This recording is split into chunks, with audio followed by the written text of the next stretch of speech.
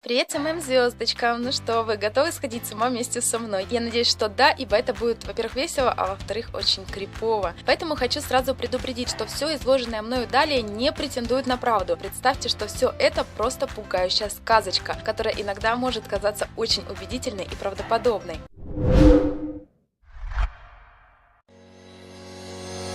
Итак, кто знает, что такое Singularity? Ну кто? Ладно, каждый армии знает, что Singularity — это песня Тэхёна. Да, так даже в Википедии уже написано, между прочим. А если серьезно, мне пришлось превратить свои мозги в пюрешку, чтобы коротко объяснить сингулярность, которая на всякий случай имеет 100-500 разных значений. Сингулярность — это такая абстрактная абракадабра, которую невозможно объяснить из-за того, что она находится за пределами нашего понимания и знаний. Необъяснимость из-за неизвестности. Понимаете? Нечто запредельное. Окей, ладно, никто ничего не понял, вот и славненько, потому что это и есть сингулярность. Термин сингулярности часто связывается с черными дырами, например. А кто знает, где у нас ближайшая черная дыра? Правильно, в клипе DNA. В своей теории на DNA во второй части я осмелилась предположить, что Тэхён — это существо, пришедшее из другого 4D мира, в наш 3D мир через ту самую черную дыру. Кстати, мое утверждение про 4D Тэхёна ссылалось лишь на несколько строчек из раннего интервью Ви про то, что мемберы называют его 4D личностью. А как многие знают, позже в свет появились персонажи BT21, которых мемберы разработали сами. Каждый персонаж своего рода является прототипом участников. Вот что Ви рассказывает про своего необычного карапузика. 이번에 제 캐릭터는 약간 이게 뭔가요? 이게 저는 하트 인터뷰로 이렇게 얘기를 했지만 얘는 4차원의 캐릭터라서 얘는 사람이나 동물이 아닙니다. 얘는 외계인이에요. Мне кажется, что тут уже открытым текстом говорится о том, каким он себя ощущает. Необычное, пришедшее из другого мира существо, которое не является человеком или животным. Но мы продолжаем. Еще сингулярностью принято называть состояние Вселенной в момент большого взрыва, то есть создания Вселенной. И также ученые предполагают, что наша Вселенная могла появиться из черной дыры. Но давайте, кто самый прожженный армии знает, когда понятие сингулярность впервые связалось с творчеством BTS? На Melon Music Awards в декабре 2017 года.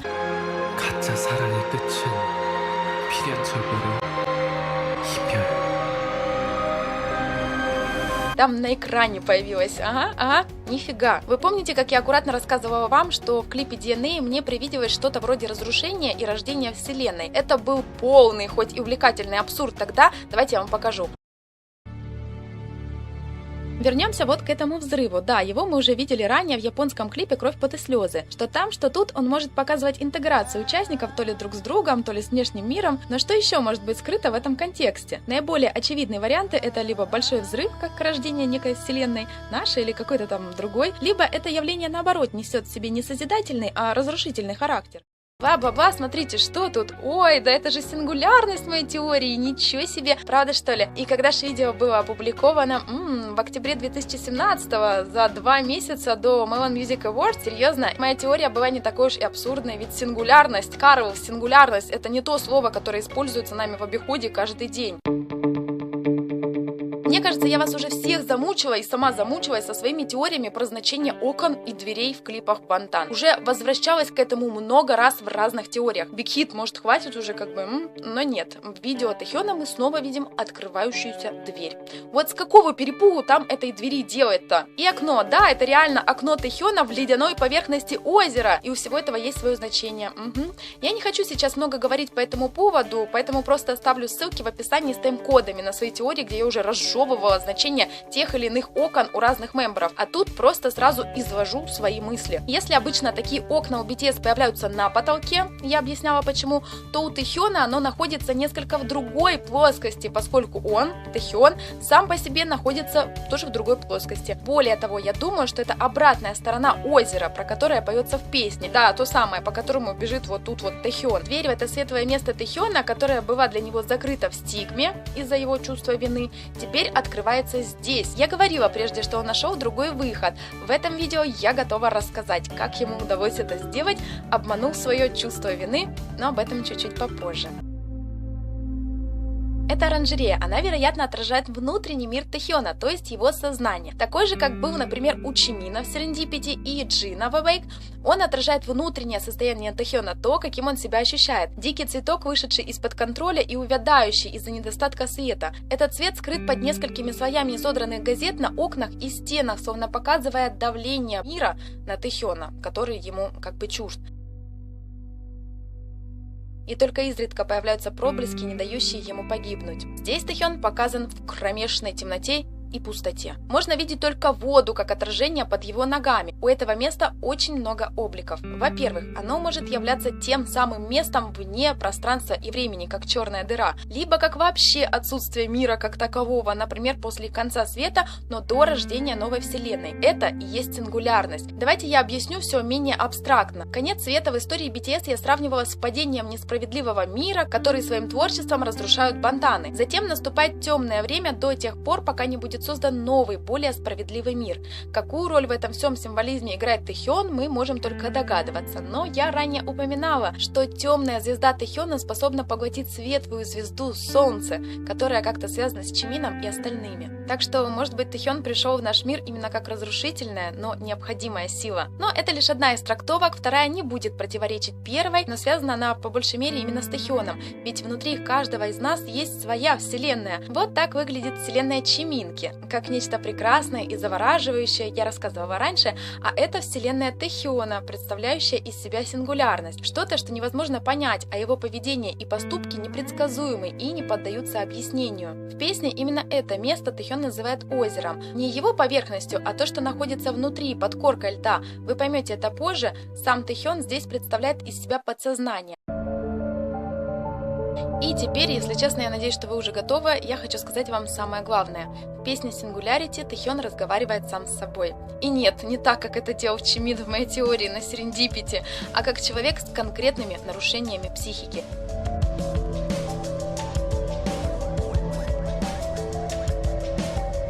Камон, кто там уже пошел писать гневный комментарий? Стоять, не шевелить пальцами, я еще не закончила. Попытка завладеть сознанием и телом Тэхёна нам показана еще в самом начале, в виде какого-то обольщения и соблазна одной личностью другой.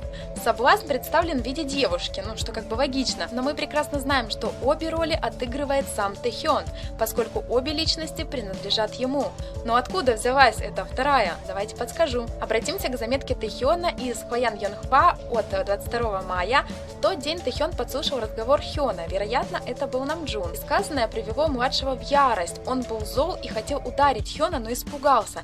И вот в этом вся соль. Он говорит, что его пугала та, другая, его темная частичка, от которой он тщательно защищался и отгораживался, боясь, что она может вырваться наружу. И теперь в его голове засела мысль, что он сын тирана, и в его венах течет кровь человека, склонного к насилию.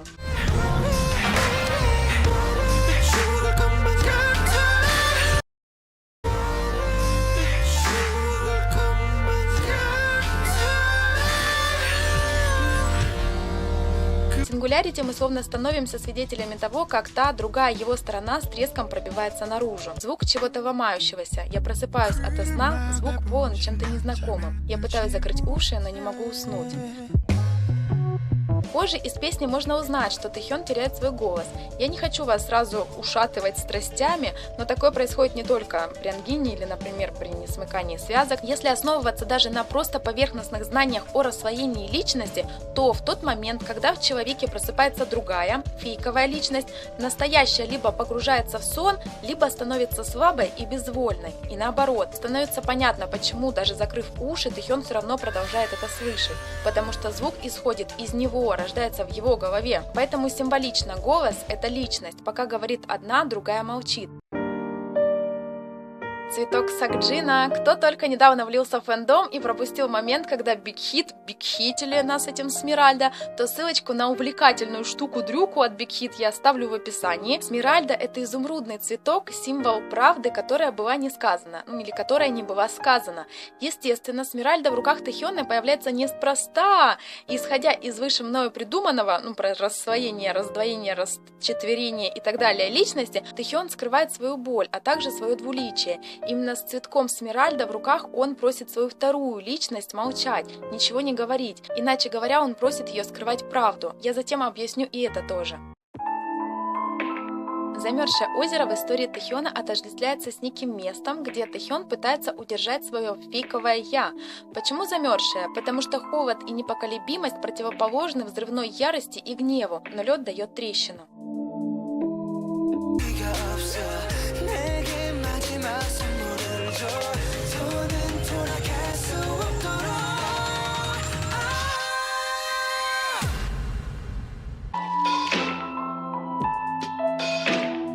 В песне есть несостыковка. Он брошен в это озеро, он засыпает, и вода затягивается льдом. Но вскоре в песне он снова бежит к озеру. По сути, как он может бежать к озеру, если он уже находится в нем? Да, мой милый смышленыш, а тут мне начинает казаться самое стрёмное. В этой песне по очереди поют две личности.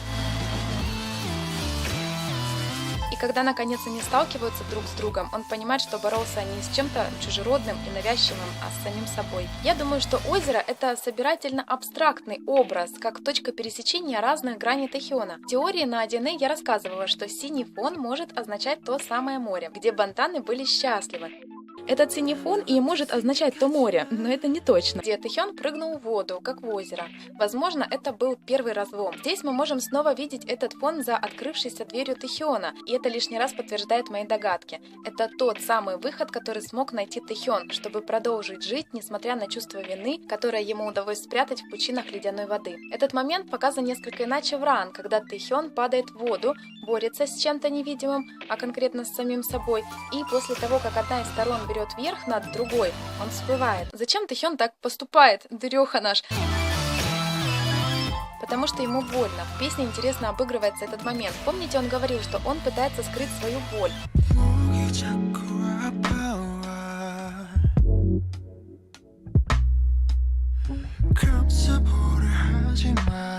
В этот момент лед начинает трескаться, и он оказывается брошенным в озеро. Одна личность теряет голос и засыпает, а другая просыпается.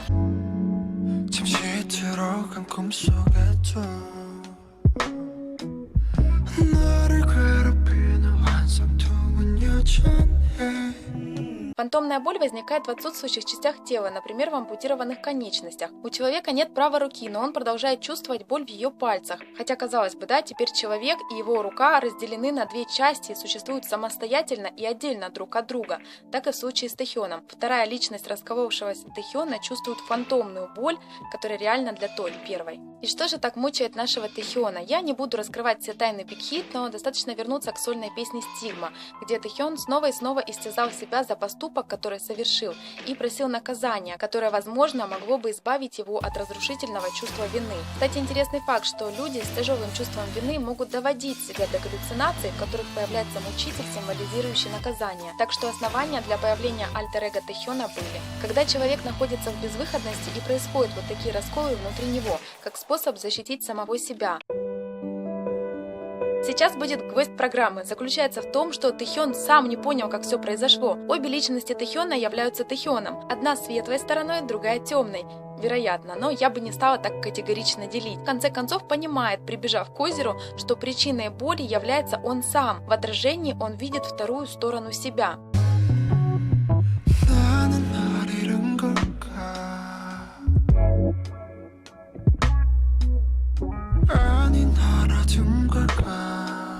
Тут происходит самое трогательное – принятие страшной реальности, словно он старается утешить самого себя и облегчить ту боль дремлющей, измученной личности.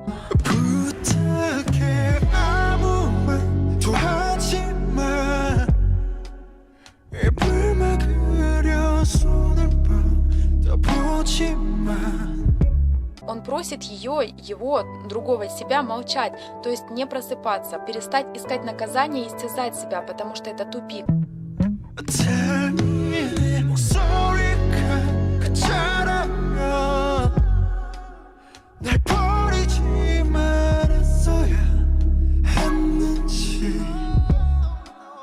Он теперь не до конца уверен, какой из них реален, но хочет оставить все как есть и скрыть это от остальных, потому что он не смог найти другого выхода.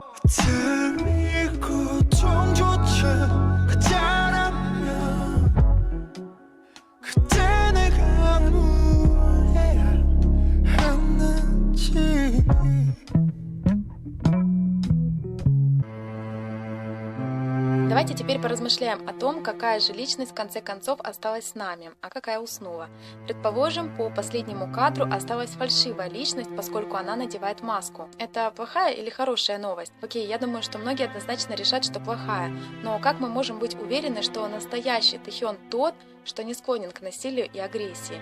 Ведь испытывать настоящую, не фантомную боль от своего греха должна та сторона, которая его совершила. С другой стороны, тот светлый Тэхён боится того, что он может оказаться монстром-тираном, и именно это может терзать его. Что вы думаете по этому поводу? Пишите в комментариях. Что касается меня, я думаю, что еще до Сингулярити нам множество раз являлись обе стороны Тэхёна, как холодная и загадочная, так и пламенно-разрушительная, поочередно сменяя друг друга, символично погружаясь в воду. А какая из личностей настоящая, мы не можем знать, ведь обе личности одевают маску, разве нет? Та, что в сознании, и та, что в подсознании. Думаю, что в этом и есть скрытая правда Смиральда, и Тэхён никогда не расскажет нам об этом. It was the first fissure in the columns that had upheld my childhood, which every individual must destroy before he can become himself. Such fissure and rents grow together again, heal and are forgotten, but in the most secret recesses, they continue to live and bleed.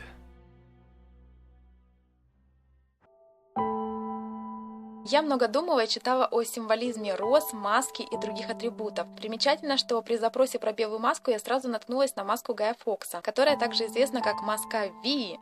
Ви означает вендетта, возмездие. Маска имеет свой реальный прототип, отображена в комиксах и фильме, но на данный момент стала символом тех, кто, скрывая свои лица, борется за несправедливость и свободу слова. По сути, такая трактовка довольно гармонично сочетается с историей наших бунтарей. Пороховой замысел, который провалился в реальности, совершился в фильме в виде взрыва здания парламента, по сути, очень гармонично сочетается с бунтарской позицией Бантан и взрывами чуть ли не в каждом клипе. Вы можете развить эту теорию самостоятельно. Хоть она и является как бы дополнением моих мыслей про символичный конец света через падение несправедливого мирового строя, но я могу принять это как возможную очередную просто небольшую отсылку. Также некоторые решили, что в оранжерее кругом одни Смиральда, но я так не думаю. Смиральда лишь в руках Тэхёна, а в комнате и в этом букете розы и немного других цветов. Пламя на розах символизирует пробуждение одной личности, потому что оранжерея с розами связана с сознанием Тэхёна, а кубики льда – то другое подсознательное место в ледяном озере, которое я также назвала сингулярностью. Лед – это как грань, разделяющая сознание и подсознание, а один цветочек Смиральда – это один секрет между двумя личностями Тэхёна. Тэхён стоит на воде босиком. Он окружен кустами цветов, включая розы с колючками и шипами, что очень схоже с терновым кустом, из которого был сплетен терновый венец.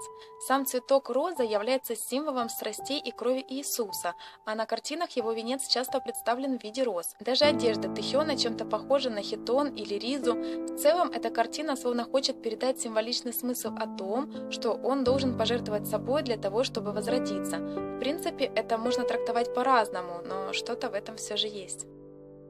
Думаю, что с выходом Сингулярити обещания Бантан о темной обратной стороне взросления вполне оправданы. Love yourself прежде всего означает любовь к себе через познание и принятие себя. История Тэхёна очень трогательно отражает терзание и, в конце концов, принятие не только истинного, но и фальшивого себя. Каков он настоящий Тэхён, мы не узнаем, потому что это та правда, которую он скрывает, и, возможно, до конца не знает сам. Его личности постоянно сменяют друг друга, неожиданно пробуждаясь и по очереди засыпая в ледяной колыбели. Возможно, это пугает, но именно такой выход нашел Тэхён для того, чтобы скрыть свою боль от остальных за безмолвной маской и фальшивой личностью. Саран-саран, с вами была Ариран, я вас всех люблю и целую.